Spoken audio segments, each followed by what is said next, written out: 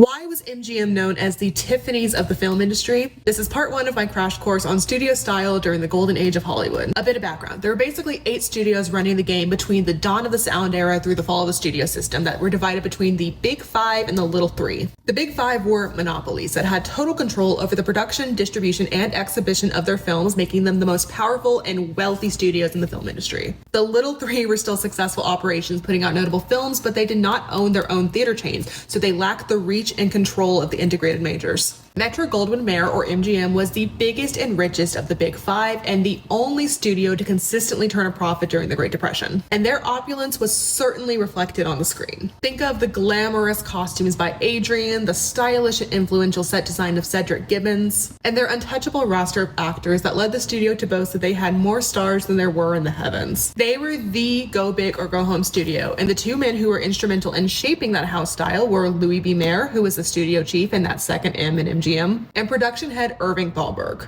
Thalberg was known for his astute eye for what the public wanted to see, as well as his commitment to quality. He was a notorious perfectionist who micromanaged the films he produced and was a big believer in previews and reshoots. He favored adaptations of Broadway hits and literary classics, which gave the studio a more mature and sophisticated reputation, and he was also instrumental in developing stars like Joan Crawford, Greta Garbo, Gable, Jean Harlow, and his wife Norma Shearer. He only worked at MGM for 12 years before he died of heart disease in 1936 when he was just 37 years old, and he also insisted on never being credited for his films. But classics like Grand Hotel, Camille, Mutiny on the Bounty, Broadway Melody of 38 are considered among his masterpieces as a producer. Now, before we get into Mayer's side of the equation, I'm going to shamelessly beg you to follow me. I make videos about pop culture, history, and cinematic field trips, which is my pretentious way of saying travel content. And I'm also writing my first nonfiction book, so follow along for updates on that. Where Thalberg projected taste and sophistication, Louis B. Mayer was an arch conservative who was all about glitzy populism and family values. After Thalberg's death in the late 30s, MGM's brightest stars were either waning in popularity or, a little later, enlisting in World War II. So Mayer pivoted towards developing child stars for family-oriented films. This included stars like Judy, Garland, Mickey Rooney, and Elizabeth Taylor, starring in films like The Wizard of Oz, the Andy Hardy series, and National Velvet. Mayer also favored the movie musical and used films like Meet Me in St. Louis to showcase triple threat talent in romantic, idealized versions of America shot in stunning Technicolor. And as a lot of people know, Mayer was a controlling, abusive predator behind the scenes, which makes his penchant for wholesome family values, wise fathers, saintly mothers, wide-eyed children, both ironic and, in its own way, all-American. Stay tuned for part 2 of this series where I get into the gritty, manly, and also Betty Davis world of Warner Brothers.